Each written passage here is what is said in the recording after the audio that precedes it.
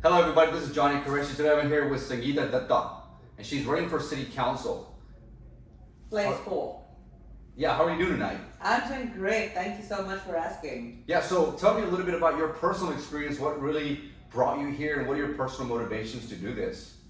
So, what really brought me here was fate to begin with. It just happened that I happened to be in Frisco, and the very moment I got into Frisco, it's a beautiful city to begin with. And I have been involved in Frisco in every possible capacity. Okay. And the more I got involved, the more I got to understand the way Frisco works. And I've been making a pretty good impact around here, but only the people who know me. Okay. So now it's time to step it up because I have so much to offer. So I want to make a larger impact for the people who don't know me. Gotcha. That's the whole idea behind running for city council. Understood. So what were your early on challenges that you had to overcome in order for you to get to where you're at right now? I don't think there are any challenges because it's just part of me to be working. Volunteering and helping, supporting businesses around me has been my thing always. Gotcha. So just being more and more involved gives me a kick for my own self. Yeah. And the very ability to make a difference in somebody else's life and promote somebody and do something good around myself. Yeah. That's motivation enough to do more. Gotcha. That's what it's all about. Right. So I saw that you're a financial expert. So tell me a little bit more about your financial expert experience. So that's a great question to begin with. So that is my bread and butter, by the way. And there was a time when I was on food stamps. Okay. Oh, whoa, really? Yep. I used to earn $358 a month. But that was a while ago, and I did not allow that to define me. Okay. I worked hard, studied, got licensed, and today I'm actually on the Forbes list as a top 250 financial professionals in the country. Wow, congratulations. Thank you. And I like to boast about that. I said, because you know what? When you work hard with a focus and purpose in mind, everything is possible and doable. And that's the example what I want to give everybody else as well. So tell me a little bit about the local small businesses that you'd like to see flourish in your economy. Absolutely. So I myself is a small business owner. Okay. And I'm also an ambassador with the Frisco Chambers of Commerce who promote small businesses around here. Okay. So I work very closely with them and I see a lot of first-hand challenges. Okay. And as much as the city is doing, I really think we can do a lot more. And one of the main criteria over here is I would love to promote collaborations and partnerships so that we can grow together. There's no fun in growing alone. Just growing together is more fun. And that is something that I really want to advocate for and promote. And I'm pretty sure I'm able to do that. I've built great relationships over the years and working. So when people say when people see I can promote you, and I do it out of good faith, okay? There's nothing ever in exchange of money or anything for that matter. Right. So through the process, I have made great friends. And they, in return, want to help me pay it forward. Okay. So what that really means is now, where AI is concerned, small businesses are concerned, I found a vendor who's able to help other small businesses with free credits for AI promotion and stuff so that they can flourish and save some money for themselves, but at the same time do a lot more advertising so they can grow more. Gotcha. Stuff like that. All said and done, it's all about marketing. You know best. Yeah. Right? You know it best. You may be great at what you do and you may have a greatest product, but at the same time, if the world doesn't know about it, it's of no good. Yes. So it's just a hand-in-hand collaboration and cooperation right there, and that's what I want to promote. Gotcha. So what are some of the misconceptions that people have about the city council members and for the job? Misconceptions would be non-involvement. Gotcha. I think that's about it. The standing city council is doing a pretty good job at what they are doing because they've made Frisco globally recognized, which is amazing. So Frisco, everyone knows Frisco, and Frisco is a very attractive place to be in right now. But I personally feel the people around here can be more involved in the city of Frisco, which takes a little bit of effort. So that's the bridge that I want to be. I want to open up transparency and pave a path for communication, open communication. That is super important. Gotcha. Gotcha. You know, I was studying a little bit earlier about the city council job, right? And it has a lot to do with, local catastrophes or local events that could happen, like flooding or a tree falls down on somebody and all that. What are your early on thought processes when something like that happens, and how do you approach that? Okay, so let me explain to you how the city council really works. Okay. So we have 6 city council members, plus 1 is the mayor, All right. and their main role is for the budgeting and hiring of the city manager. Okay. But to think about logically, they are representatives of the people. So they are literally the voice of the people, and they understand what the residents are supposed to be doing, what they want, and stuff like that. To give you an analogy, if for a company, it's the board of directors and the manager happens to be the CEO. Okay. So the board of directors say what they want and the CEO makes it happen. Okay. That's how it is. And the CEO, which is the manager, gets their staff to do all the work. And Frisco has an amazing staff who takes care of everything. But the visionary department actually comes from the board of directors, which happen to be the city council members. So correctly so, when anything happens around here, that anything that impacts the local residents directly, it's actually the local election that make it most significant because it affects it directly, like the budgeting, the taxes, Right. and as you mentioned, the streets, the trees, and everything else. So not necessarily do they have to reach out to the city council members because we have amazing staff taking care of it, but they always can do. Mm-hmm. So let's say if you had $1 million Okay? with no red tape, Okay? how would you reinvest that back?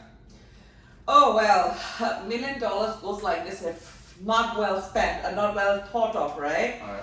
So being a financial specialist, I know how to stretch the dollar amount, and one of my talents is optimization of resources. So I try to get most done in that small amount of money.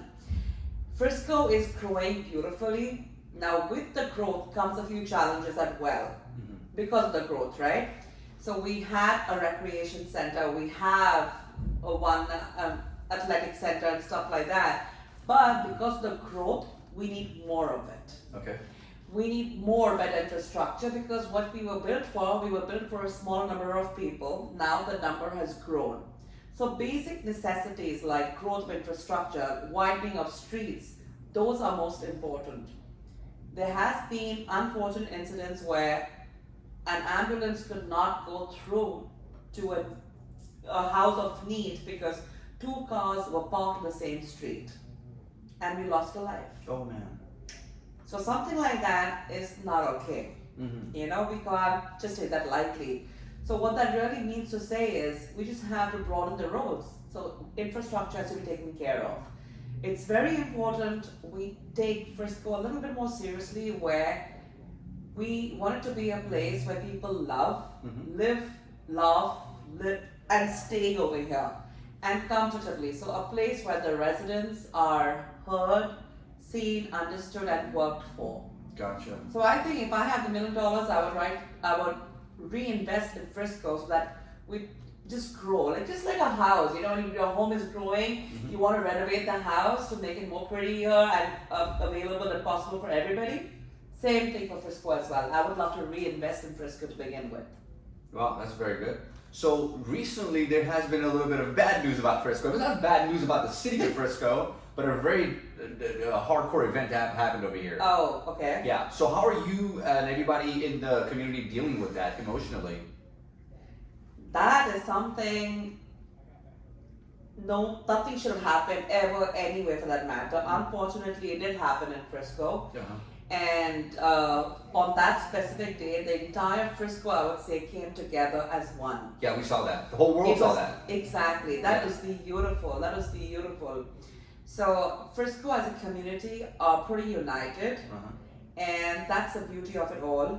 And why that incident happened, I could not really comment on that because that's still an unknown. Gotcha. But I do believe kids learn through observation, and we adults, I wouldn't even say it's a parenting issue, it's an adult problem. Yeah. So adults need to behave in a way which is acceptable because kids learn best through observation, right? Right. So adults should behave in a way which we portray that using harsh language, using hands, using any kind of violence is not okay. Right. That's not acceptable, and we need to keep that in mind going forward and make life a little bit more hope, preferably stress-free as much as we can. Mm-hmm. So not putting financial stress, because financial stress leads to mental stress. Right. Mental stress leads to many things that sometimes go beyond our scope. Right. So we gotta it's just a trail or a cycle. So we gotta take control of that part of it. Pretty good answer. Thank you. I think you're ready for this. Okay. So what are what are some outdated policies that you would and that are ridiculous that you would like to update and or change when you come into office? A couple of them, I'd say. Okay. A couple of them. So one thing I've realized running for council right now, going forward, I would think that any sitting council member, anyone sitting in the council right now, should not endorse any running candidate. Okay. I really believe in that because you know what? Just for example, if I have to endorse you, I'm a sitting council member and you don't make it for whatever reason, it doesn't make me look good. And I'm working with your opponent right now. We're already cracked a relationship. So literally, any sitting council member should not be endorsing anybody. They should be absolutely neutral. Gotcha. So that I think it's just legit. I mean, it's just common sense, I would say. Let everybody do their own thing because I really want to hope that whoever's running for council has the best interest of the city in place. And it should not be a title rush, it should not be a ego thing, it should be whatever's best for the city. That's about it. We only have 7 seats up there taking care of 240,000 people as of today. Those seats are very, very important. So somebody who really wants to take care of the city and work for the benefit of the city should be taking care of that, and they should be serious about it. Gotcha. Okay. All right. So, how do you actually manage the work-life balance in your life, and how are you going to do it going forward? Because it's going to get a little bit heavy here, So. Honestly speaking, I don't think it's going to get heavy for me. Okay. Because this is life for me. I can actually function I can squeeze in 48 hours into 24. Okay. And I can still go strong. They call me the Energizer Bunny.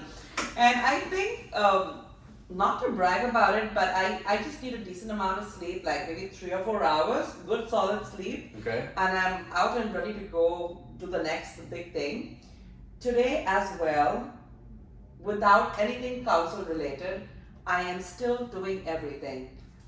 Incubating businesses, I mentor young adults, I volunteer everywhere possible, I work at different capacities in different places. So I'm doing it all. There's nothing new that I'm going to be doing. Mm-hmm. When I get into council, it will just be focused towards the council.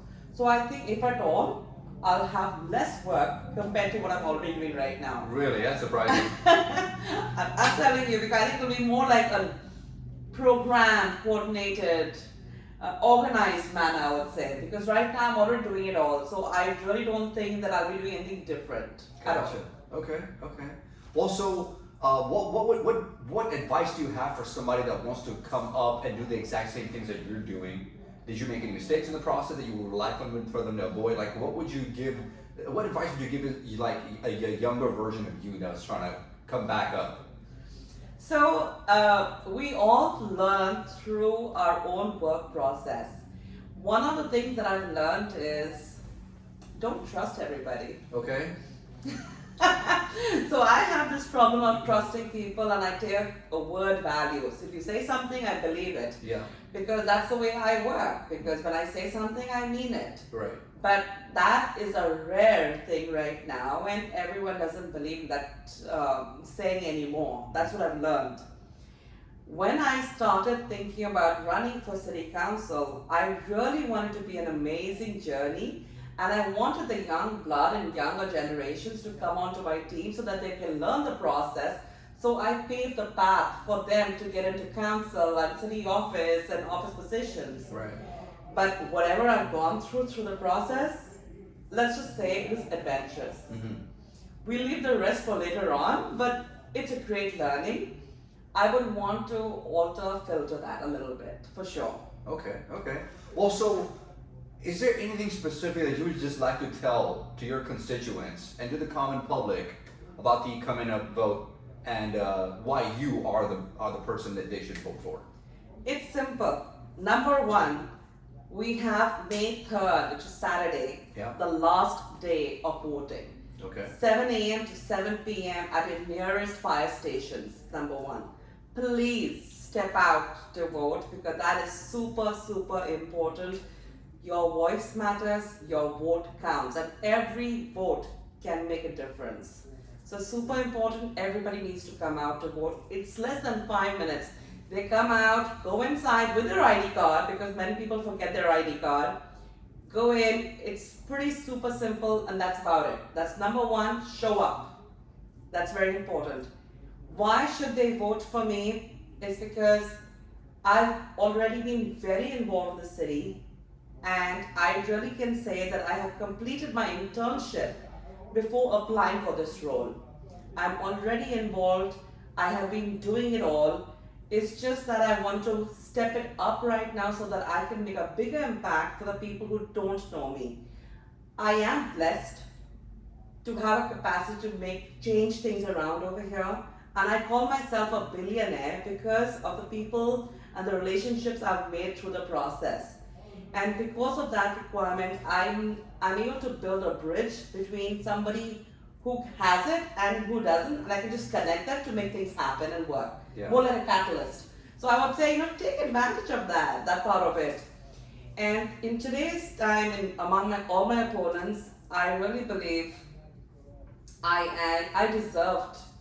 really deserve to be the chosen one because of several reasons. I think I'm most deserving right now. I really believe that. I come from a place where if you're more deserving, I would vote for you. I would do that. Even if I'm standing, I will give you my vote. It's like that. In this particular race, I really do think I'm the most deserving. I do have what it takes to be a good leader. And in today's day and age, I have the brains to make the dollar, to stretch the dollar amount, as well as the compassion and the passion that drives the heart and soul. Because all said and done, Frisco is a larger family. We need people to listen to the residents, understand what they want, and even act for them when they want. Sitting on a seat and doing nothing about it, it makes no sense. You're just wasting a seat right there. So if you have it in you to make a change and make a difference, step up and do it. That's the whole idea. I want you to vote for me because I'm deserving and no other reason behind that. And I'm pretty sure when I earn your vote, you will not be disappointed. I'll deliver much more than I can say in words. Would you please refer, thank you very much for the answer, would you please refer the audience to your website or some community or things that they can go and connect with your campaign on? Absolutely. My website is Datta, which is my last name, DATTA, the number 4, Frisco.com. And my phone number, which is always around everywhere, is 510-358-1216. And I say that out loud and clear. I'm always open to questions. If you have anything specific needs to be answered, I'm available to speak to you. And I think my website would have it all. But if you want to meet me in person, I'm always open to meeting you in person as well. Well, thank you very much for the interview. There it is, Sangeeta Datta running for City Council, Frisco. All the best. Thank you very much. Please step out to vote. We need you. Thank you. All right. That was good. High power.